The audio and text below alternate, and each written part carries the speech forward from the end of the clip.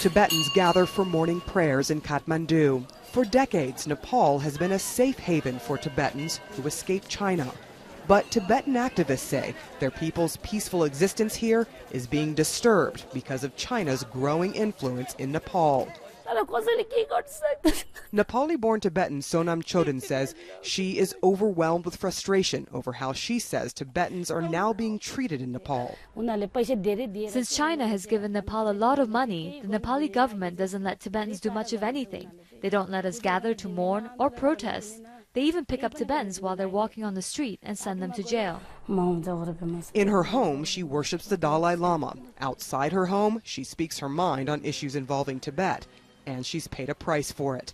This is a picture of her in the green headband at a Tibetan protest in Nepal in 2008. Since 2008, I went to jail many times, 30 times at least. 30 times? Yeah. She has lived here all her life and says things began changing for the worse for Tibetans in 2008. That was the year of the uprising in Tibet and across the world, which embarrassed China as it prepared to host the Olympics. We traveled to the Nepal-China border, where trade is the main order of business. Nepali citizens freely travel to China, and as we found out, the Chinese freely cross into Nepal too, but to enforce their rules on Nepal's territory.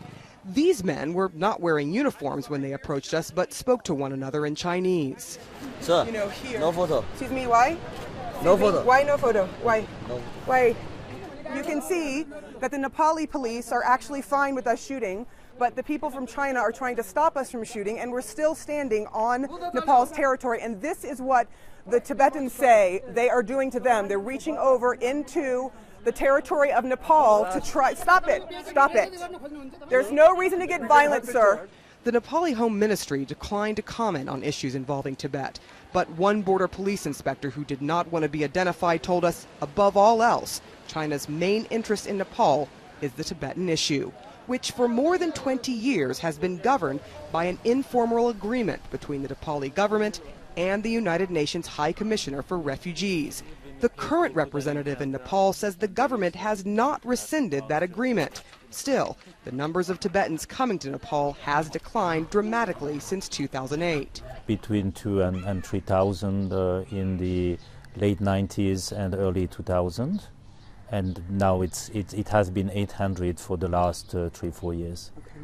Okay. Why is that? I mean, is there a specific reason that this is happening, where the numbers are shrinking? It's hard to say. But Tibetan refugees say the answer is easy. They claim China is exerting pressure on Nepal so that it is no longer a place of refuge for those trying to escape Chinese rule. Sarah Seidner, CNN, on the Nepal-China border.